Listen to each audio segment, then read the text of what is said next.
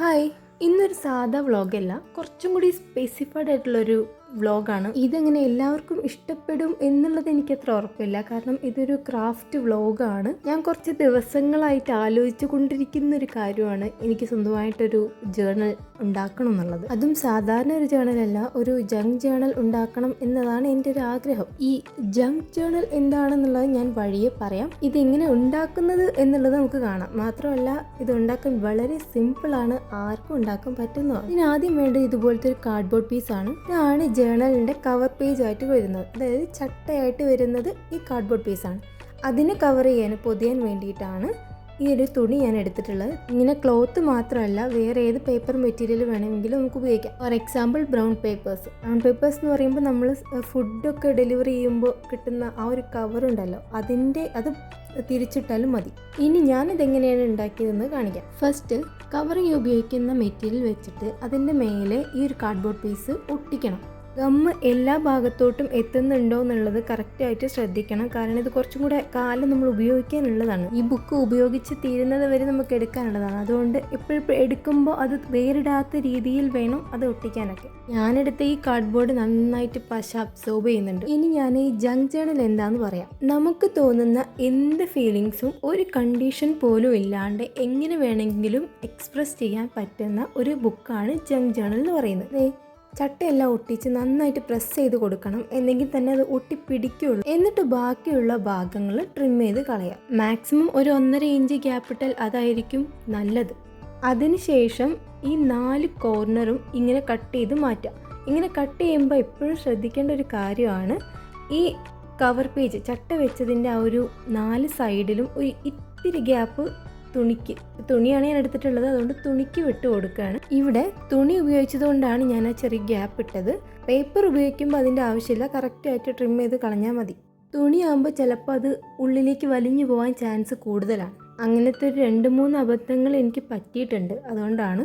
Okay, ഇനി ഈ 4 സൈഡിലുള്ള ബാക്കി തുണികൾ ഉള്ളിലേക്ക് നന്നായിട്ട് വലിച്ചിട്ട് ഒട്ടിച്ചു കൊടുക്കുക. ചുളിവ് മാക്സിമം ഒഴിവാക്കാൻ വേണ്ടിയിട്ടാണ് വലിച്ചിട്ട് ഒട്ടിക്കാൻ പറയുന്നത്.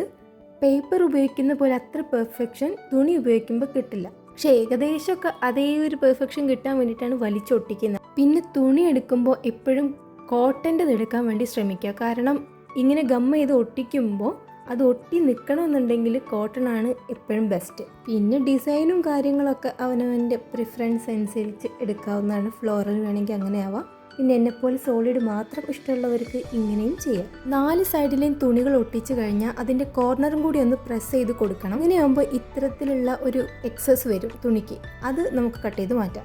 നമ്മൾ പണ്ട് മടക്കൊക്കെ കൃത്യമാകാൻ വേണ്ടിയിട്ടൊരു ട്രിക്ക് ചെയ്യാറില്ലേ, അതായത് ബെഡിൻ്റെ അടിയിൽ കൊണ്ടുവയ്ക്കുന്ന ഒരു പരിപാടി. അങ്ങനെയാകുമ്പോൾ പിറ്റേ ദിവസം ആകുമ്പോൾ ഭയങ്കര നന്നായിട്ട് നീറ്റായിട്ട് കിട്ടുന്നുള്ള രീതിയിൽ അങ്ങനെ ഞാൻ വെച്ചിട്ടുണ്ടായിരുന്നു ഒരു ദിവസം. പക്ഷേ അങ്ങനെ കൊണ്ടുവെക്കുന്നതിന് മുന്നേ ഒരു പരിപാടിയും കൂടി ചെയ്യാനുണ്ട്. അതായത് ഇപ്പോൾ വെച്ച ക്ലോത്തിന് പുറമെ വേറൊന്നും കൂടെ വെക്കണം ഉള്ളിലേക്ക്. അതും ഞാൻ മുന്നേ പറഞ്ഞിട്ടുള്ളത് പോലെ തന്നെ വേറെ ഏത് തുണിയോ അല്ലെങ്കിൽ പേപ്പറോ ഒട്ടിക്കാം. ഫോർ എക്സാമ്പിൾ പറയുകയാണെങ്കിൽ ഇപ്പം ഞാനിവിടെ ഉപയോഗിച്ചിട്ടുള്ളത് 2 ബ്ലാക്ക് ക്ലോത്ത് തന്നെയാണ്. പക്ഷേ ഇതിനുള്ളിൽ ഏതെങ്കിലും ഒരു ഫ്ലോറൽ വരുന്ന ഏതെങ്കിലും ഒരു ക്ലോത്ത് ഉപയോഗിച്ചാൽ ഒന്നും കൂടി ബെറ്ററാണ്. ഞാൻ അങ്ങനെ നോക്കിയിട്ടുണ്ടായിരുന്നു, പക്ഷേ എനിക്ക് ക്ലോത്ത് കിട്ടിയില്ല. ഒരുപാട് വീഡിയോസിൽ ഞാൻ അങ്ങനെ കണ്ടിട്ടുണ്ട്. ഇതിപ്പോൾ പേപ്പറിൻ്റെ കാര്യത്തിലും സെയിം തന്നെയാണ്. പുറമേ സോളിഡ് കൊടുത്തിട്ട് ഉള്ളിൽ ഏതെങ്കിലും ഫ്ലോറൽ പാറ്റേൺ പേപ്പർ വെക്കാം. ഇനിയാണ് മെയിൻ പരിപാടി വരുന്നത്, അതായത് നമ്മുടെ ഡയറിയിലേക്കുള്ള പേപ്പേഴ്സ്. ഇതും ഞാൻ നേരത്തെ പറഞ്ഞതുപോലെ തന്നെ ഏത് പേപ്പർ വേണമെങ്കിലും ഉപയോഗിക്കാം. ബ്രൗൺ പേപ്പേഴ്സ് ഉപയോഗിക്കാം. അതും തന്നെ സൈസ് ഒന്നുമില്ല, ഇന്ന സൈസ് വേണമെന്ന് അങ്ങനെ ഒരു നിർബന്ധമില്ല. ഇപ്പം ഞാനിവിടെ എടുത്തിട്ടുള്ള ചെറിയൊരു പാം സൈസ് ബുക്കാണ് ഞാൻ ഉദ്ദേശിച്ചത്.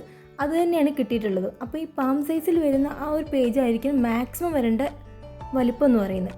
അതിന് താഴെ വരുന്ന ഏത് സൈസിൽ വേണ്ട പേപ്പേഴ്സും നമുക്ക് ഉപയോഗിക്കാവുന്നതാണ്. അതാണ് ഈ ജേർണലിൻ്റെ പ്രത്യേകത. അടുത്തത് ബൈൻഡിങ്ങിലോട്ട് കടക്കാം. ബൈൻഡിങ്ങും പല ടൈപ്പ് ഉണ്ട്. അതിൽ ഞാൻ ഉപയോഗിച്ചിട്ടുള്ള സിമ്പിളായിട്ടുള്ള ബൈൻഡിങ് ആണ്. ആദ്യം സെൻറ്ററിലൂടെ നീഡിലെടുത്തിട്ട് പിന്നെ ഇതിൽ ഏത് സൈഡിലൂടെ വേണമെങ്കിലും എടുക്കാം. ഈ ബൈൻഡിങ് പ്രോസസ്സ് ഈ പറഞ്ഞ പോലെ പേപ്പർ ഉപയോഗിക്കുന്ന ജങ്ക് ജേർണലിലും സെയിം ആണ്. ഇങ്ങനെ സൈഡിലൂടെ എടുത്തതിന് ശേഷം വീണ്ടും സെൻറ്ററിലൂടെ നീഡിൽ ഇൻസേർട്ട് ചെയ്യുക. എന്നിട്ട് നന്നായിട്ട് നൂല് ടൈറ്റ് ചെയ്ത് വലിക്കണം. ടൈറ്റ് ഉണ്ടെന്നുള്ളത് കൃത്യമായിട്ട് ശ്രദ്ധിക്കണം. ഇപ്പോൾ ചെയ്ത ഇതേ സ്റ്റെപ്പ് തന്നെ അടുത്ത സൈഡിലും റിപ്പീറ്റ് ചെയ്യാം. പക്ഷേ നീഡിലുള്ളിൽ കിട്ടിയതിന് ശേഷം അവിടെ വെച്ച് ബൈൻഡിങ് സ്റ്റോപ്പ് ചെയ്യണം. എന്നിട്ട് നൂല് നന്നായിട്ട് ടൈറ്റ് ചെയ്യണം. അവിടുന്ന് എവിടുന്നൊക്കെ വലിക്കാൻ പറ്റുന്ന വെച്ചാൽ അത്രയും വലിച്ചിട്ട് ടൈറ്റ് ചെയ്ത് വെക്കണം. നൂല് ലൂസായി കഴിഞ്ഞാൽ പിന്നെ അത് ഇരട്ടി പണിയാവും. അതുകൊണ്ടാണ് ഇത് വളരെ ഇമ്പോർട്ടൻറ്റ് സ്റ്റെപ്പായിട്ട് മാറുന്നത്. ഇപ്പോൾ ഉള്ളിൽ 2 നൂലാണ് ഉള്ളത്. ഈ 2 നൂല് വെച്ചിട്ടാണ് ഉള്ളിൽ ടൈ ചെയ്യേണ്ടത്. ഞാൻ വീഡിയോയിൽ കാണിച്ചിട്ടുള്ളത് പോലെ തന്നെ ആദ്യം ബൈൻഡ് ചെയ്ത നൂലിൻ്റെ ഗ്യാപ്പിലൂടെ നീഡിൽ ഇൻസേർട്ട് ചെയ്തതിന് ശേഷമാണ് ഞാൻ ഈ 2 നൂലുകൾ തമ്മിൽ കൂട്ടിക്കെട്ടുന്നത്. ഇങ്ങനെ ചെയ്താൽ ഒന്നും കൂടെ നല്ലതാണ്. കാരണം ത്രെഡ് ലൂസാവോ എന്നുള്ള ടെൻഷനേ ഉണ്ടാവില്ല. അതിനുള്ള സപ്പോർട്ടാണ് ആദ്യമേ അവിടെ കൊടുത്തിട്ടത്. മാക്സിമം ഒരു 3-4 ടൈ എങ്കിലും ചെയ്യാൻ വേണ്ടിയിട്ട് നോക്കുക. അത് ഈ 2 നൂലുകൾ തമ്മിലുള്ള ലെങ്ത്തിന് അനുസരിച്ചിരിക്കും. എൻ്റെ 2 നൂലിൽ ഒന്ന് ലെങ്ത്ത് വളരെ കുറവാണ്. അതുകൊണ്ട് എനിക്ക് 2 ടൈ വരെ പോയിട്ടുള്ളൂ. അപ്പോൾ നൂലിൻ്റെ ലെങ്ത്ത് എടുക്കുന്നതും ശ്രദ്ധിക്കുക. ബാക്കി വരുന്ന നൂല് കട്ട് ചെയ്ത് കളയുക. അത് കട്ട് ചെയ്യുമ്പോൾ ശ്രദ്ധിക്കേണ്ടത് ഒരു ഇത്തിരി ഗ്യാപ്പ് ഇട്ടിട്ട് കട്ട് ചെയ്യുക, അല്ലാണ്ട് അതിൻ്റെ അറ്റത്ത് പോയി ഒരിക്കലും കട്ട് ചെയ്ത് മാറ്റരുത്. ഫൈനലി എൻ്റെ ജങ്ക് ജേണൽ ഇവിടെ റെഡിയായി കഴിഞ്ഞിട്ടുണ്ട്. ഇതാണ് എൻ്റെ ജേണലിൻ്റെ ബേസ് മോഡൽ. ഇത് പല രീതിയിൽ പല സൈസിൽ നിങ്ങൾക്കും ഉണ്ടാക്കാവുന്നതാണ്. ആർട്ടും ക്രാഫ്റ്റും ഒക്കെ ഇഷ്ടപ്പെടുന്നവരാണ് നിങ്ങളെങ്കിൽ, അല്ലെങ്കിൽ അത് തുടങ്ങാൻ ആഗ്രഹിക്കുന്നവരാണെങ്കിൽ ഇത് ഫോളോ ചെയ്യാം.